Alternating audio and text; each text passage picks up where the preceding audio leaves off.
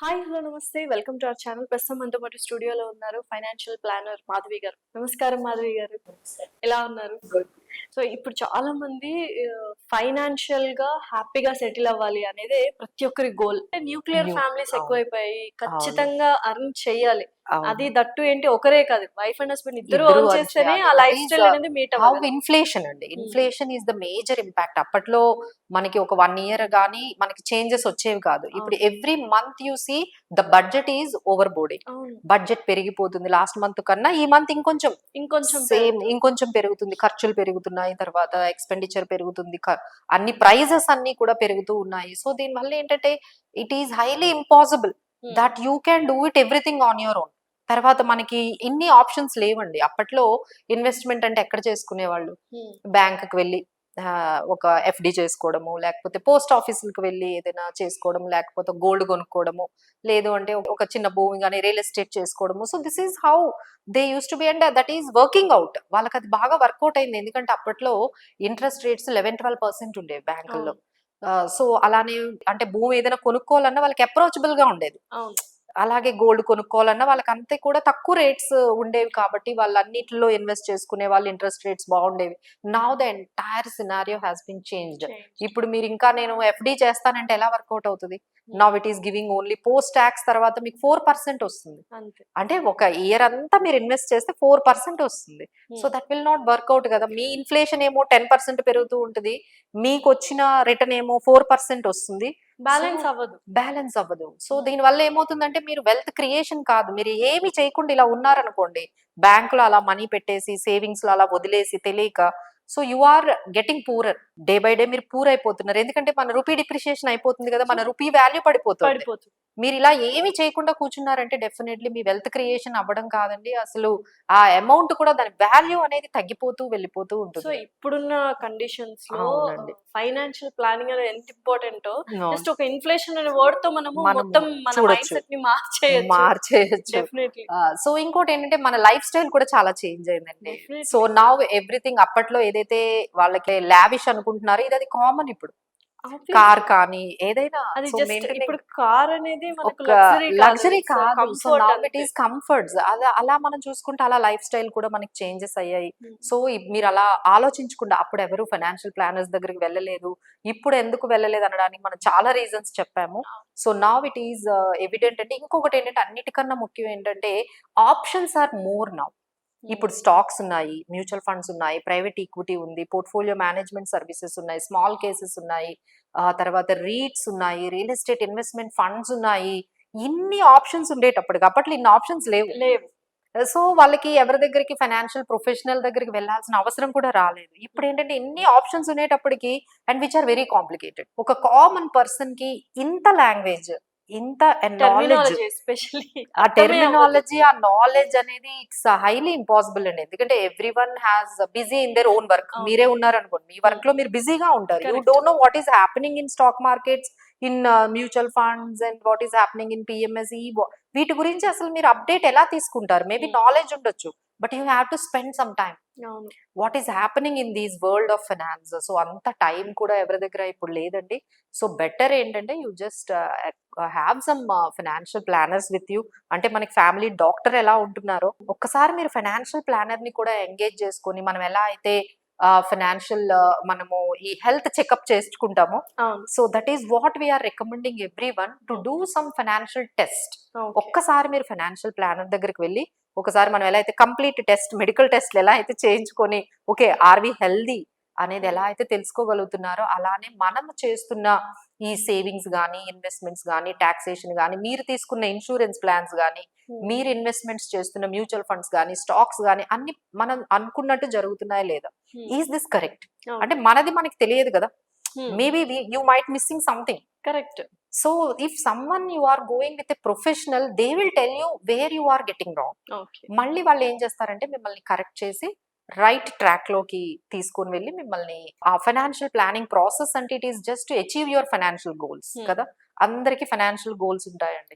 లేని వాళ్ళు ఎవరు ఉంటారు? కార్ కావాలి, ఇల్లు కావాలి, నాకు రిటైర్మెంట్ అవ్వగానే మా దగ్గరకు వచ్చిన ప్రతి క్లయింట్ కున్న మేజర్ గోల్ అయితే నేను తొందరగా రిటైర్ అయిపోవాలి. రిటైర్ అవ్వడం అంటే ఏంటంటే we need financial freedom. We just need ఒక 4-5 crores ఉన్నాయి అనుకోండి, you need not worry, right? Definitely.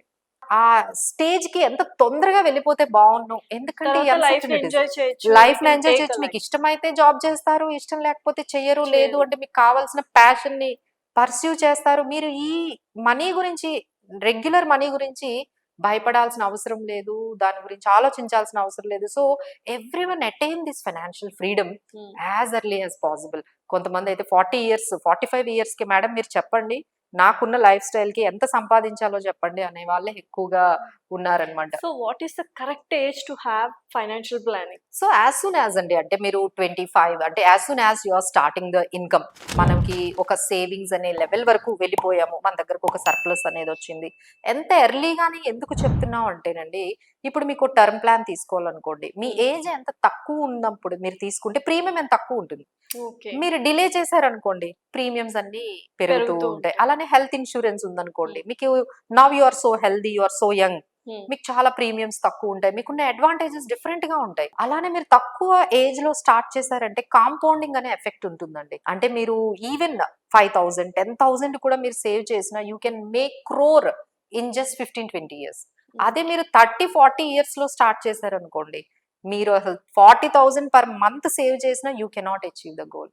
That is called power of compounding. అది 8th wonder అంటాం కదా. ఇవన్నీ మీరు ఎక్స్పీరియన్స్ చేయాలి అంటే మీరు తొందరగా వచ్చేయాలి. ప్లానింగ్ దగ్గరికి వెళ్ళి సేవింగ్స్ దగ్గర నుంచి ఇన్వెస్ట్మెంట్స్. మన దగ్గర ప్రాబ్లం ఏంటంటే అందరూ సేవింగ్స్ దగ్గర ఆగిపోతారు. సేవింగ్స్ అంటే ఏంటంటే రిస్క్ ఉండవు. అంటే ఒక బ్యాంక్ లో ఎఫ్డి చేయడము, లేకపోతే పోస్ట్ ఆఫీసుల్లో చేయడము, లేకపోతే పిఎఫ్ లో. తెలిసి మనుషుల మైండ్ సెట్ మారిందండి. ఇప్పుడు చేస్తారు సేవింగ్, ఇన్వెస్ట్మెంట్స్ చేయాలి, దాని వల్ల మైండ్ సెట్ వచ్చింది. కానీ ఎక్కడ పెట్టాలి మళ్ళీ, ఎందుకంటే బయట ఇన్ని చదువుతారు కదా, అయ్యో ఇంతమంది మనీ పోగొట్టుకున్నారు, లేకపోతే ఇక్కడికి వెళ్ళారు, వీళ్ళ మనీ పోయింది. అది ఎప్పుడైతే చదువుతారో తెలుసుకుంటారో మళ్ళీ వాళ్ళకి ఆ రిస్క్ తీసుకోవడం అనేది సింపుల్. ఎందుకంటే ఇప్పుడు డిజిటల్ మీడియా ప్లాట్ఫామ్ ఇంత ఉధృతంగా ఉంది కాబట్టి, ఫర్ ఎగ్జాంపుల్ హెల్త్ గురించే ఒకరు వైట్ రైస్ మంచిది అంటారు, ఒకరు బ్రౌన్ రైస్ మంచిది అంటారు, ఒకరు రెడ్ రైస్ మంచిది అంటారు. So confusions. అలా ఇన్వెస్ట్మెంట్ లో కూడా చాలా మంది కన్ఫ్యూజ్. అందుకని అంటే ఫస్ట్ ఆఫ్ ఆల్ మీరు అందరూ అర్థం చేసుకోవాల్సింది, ఎన్ని మీడియా ఛానల్స్ వచ్చినా, ఎన్ని డిజిటల్ ప్లాట్ఫామ్స్ వచ్చినా, ఎన్ని గూగుల్ వచ్చినా, మీరు మీ condition different. You cannot take a generalised advice. ఇప్పుడు మేము ఏదైతే చెప్తున్నామో అది జనరల్, బట్ మీరు తీసుకునే రిస్క్ టేకింగ్ ఎబిలిటీ కానీ, మీకున్న కండిషన్, మీకున్న సేవింగ్స్, ఇన్కమ్, తర్వాత మీరు తీసుకునే రిస్క్ వేరు, నేను తీసుకునే రిస్క్ వేరు. ఒక్కొక్కరి యాటిట్యూడ్ ఒక్కొక్కలా ఉంటుంది. అందుకని మీరు పర్సనలైజ్డ్ అడ్వైస్ కు వెళ్ళారనుకోండి, సో ఇవన్నీ పక్కన పెట్టి అసలు మీకేది సూటబుల్ అవుతుంది అనేది తెలుసుకునే chance only when you reach the financial planner. తర్వాత నెక్స్ట్ ఇమ్మీడియట్ క్వశ్చన్ ఏమొస్తుందంటే, వీళ్ళు ఎక్కడుంటారు, వీళ్ళు అసలు ఎంత ఛార్జ్ చేస్తారు, వీళ్ళని ఎలా మీట్ అవ్వాలి అనేవి నెక్స్ట్ ఇమీడియట్ క్వశ్చన్స్ అండి. ఎందుకంటే ఇంకా ఈ స్పేస్ లో చాలా మందికి తెలియదు వీళ్ళని ఎలా అప్రోచ్. ఇప్పుడు ఒక డాక్టర్ అనుకోండి, వెంటనే గూగుల్ చేసేస్తాము, ఓకే ఈ డాక్టర్ ఈ ఏరియాలో ఉంటారు, లేదు మన ఫ్రెండ్స్ ని అడుగుతాము, ఈ పర్టికులర్ ప్రాబ్లమ్ కి ఎక్కడ మంచి డాక్టర్ ఉంటారో అక్కడ మీరు వెళ్తారు. బట్ ఫైనాన్షియల్ ప్లానర్స్ అంటే ఎక్కడ ఉంటారు వీళ్ళు? నిజంగానే క్వాలిఫికేషన్ ఉండాలా, ఏం చదువు, వాళ్ళని ఎలా సెలెక్ట్ చేసుకోవాలి? ఫస్ట్ థింగ్ ఫైనాన్షియల్ ప్లానర్ అంటారు, ఓకే గూగుల్ చేశారు, ఒక 10-15 members వచ్చారు, వాళ్ళని ఎలా చూస్ చేసుకోవాలి? సో ఇలాంటి క్వశ్చన్స్ అన్ని ఉంటాయండి. So first you need to see that what is their qualification. నేనైతే CFP సర్టిఫైడ్ ఫైనాన్షియల్ ప్లానర్, ఇట్లా these are all the highest qualification for financial planning లో. సో వాళ్ళ క్వాలిఫికేషన్ చూస్తాము, ఎక్స్పీరియన్స్, వీళ్ళు ఈ ఫీల్డ్ లో ఎన్ని ఇయర్స్ నుంచి సర్వీసెస్ ఇస్తున్నారు. సో 10 years నుంచి ఇస్తున్నారా, 5 years 6 years నుంచి ఇస్తున్నారా అనేది మీకు తెలిసిపోతుంది. అలా ఎక్స్పీరియన్స్డ్ ఎంత వరకు వాళ్ళకు ఉంది అనేది మీరు చూసిన తర్వాత వాళ్ళ ఆఫీస్ ఎక్కడ ఉంది, so that you can check and final other thing. లేదు మీకు యాక్సెసిబిలిటీ లేదంటే ఇప్పుడు మేము చాలా మంది మా క్లయింట్స్ ని జూమ్ ద్వారానే ఫైనాన్షియల్ కన్సల్టెన్సీ ఇస్తామండి మా ఆఫీస్ కి రాని వాళ్ళకి. ఎందుకంటే మీరు ఎక్కడో లైక్ విజయవాడలో ఉన్నారు, మీరు ఫైనాన్షియల్ కన్సల్టెన్సీ మీరు హైదరాబాద్ వరకు రాలేదనుకోండి, now we are very much approachable. Digital ద్వారా మనం జూమ్ కన్సల్టేషన్ ద్వారా కూడా మనం ఫైనాన్షియల్ ప్లానింగ్ తీసుకోవచ్చు. సో చార్జెస్ గురించి చాలా మంది వీళ్ళు ఏమైనా ఎక్స్పెన్సివ్ ఉంటారేమో, అప్రోచ్ అవ్వాలి అంటే వీళ్ళు ఎంత చార్జ్ చేస్తారు. ఇట్ స్టార్ట్స్ విత్ 2,000 అండి. జస్ట్ ఒక కన్సల్టేషన్ ఉంటుంది, ఒక 1 hour సెషన్ ఉంటుంది. ఈ 1 hour సెషన్ లోనే మేము మొత్తం ఒక అనాలిసిస్ చేస్తాం. మీ మీ డేటా ఇన్కమ్ ఏంటి, తీసుకొని మీ అవుట్కమ్. ఇన్కమ్ ఏంటి, మీ సేవింగ్స్ ఏంటి, మీ బడ్జెట్ ఎలా ఉంది, మీ నెట్వర్క్ ఎలా ఉన్నాయి, మీకు ఎలాంటి లైబిలిటీస్ ఉన్నాయి. సో చాలా మంది వెల్త్ క్రియేషన్ కోసమే కాదండి, ఇప్పట్లో చూస్తే చాలా మందికి డెట్స్ ఎక్కువ అవుతున్నాయి. అవును. లోన్స్, పర్సనల్ లోన్ ఉంటుంది, క్రెడిట్ కార్డ్స్ ఉంటాయి, అవును. తర్వాత హోమ్ లోన్స్ ఉంటాయి. They don't know how to come out from that. అసలు ఇవన్నీ దాటితే కదా మీకు సర్ప్లస్. అసలు మీరు ఇదే దీంట్లో ఉంటే మీకు వచ్చిన శాలరీలో 70% ఈఎంఐలకే వెళ్ళిపోతుంటే ఇక మీరు ఎప్పుడు అచీవ్ చేస్తారు financial goals? So that is also a part of financial planning. Best investment plan ఏంటి అంటే మీరేమంటారు అసలు? Best investment plan based on the person అండి. అంటే వాళ్ళు అంటే బేస్డ్ ఆన్ అంటే దానికి కొన్ని పారామీటర్స్ ఉన్నాయి. అంటే మీ గోల్ ఏంటి? What's your goal? Madam, I wanted to make my retirement planning. So I wanted to make some 2 crores 3 crores at the time of 60 years, at the time of 50 years. So first మనం goal set చేసుకోవాలి.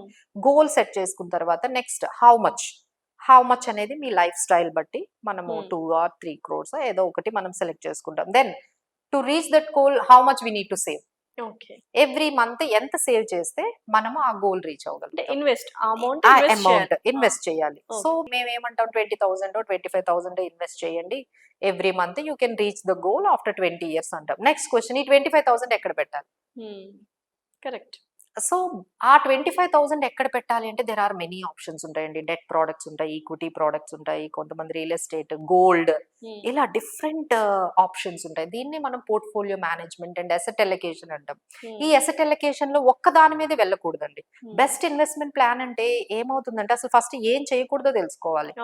కొంతమందికి ఏంటంటే bank FDs అంటే చాలా ఇష్టం. వాళ్ళకి money వచ్చినప్పుడు అంటే దేన్ని నమ్మరు వాళ్ళు. సేఫ్ అండ్ సెక్యూరిటీ, ఎవరిని నమ్మని మనస్తత్వం ఉన్న వాళ్ళు ఏం చేస్తారు, మనీ ఉన్నప్పుడల్లా వెళ్ళి బ్యాంక్ లో ఎఫ్డీ చేయడము. కొంతమందికి ఏంటి రియల్ ఎస్టేట్ అంటే చాలా ఇష్టం. మనీ ఇంత రాగానే ఒక 10 lakhs ఒక 20 lakhs రాగానే ఒక ప్లాట్ కొంటూ ఉంటారు. ఇక అంతే, వాళ్ళు అంతే చేస్తారు. ఇంకా వాళ్ళకి అది మించి ఇంకేది నమ్మరు. కొంతమంది ఏంటంటే మనీ రాగానే ఏం చేస్తారు, గోల్డ్ కొంటూ ఉంటారు.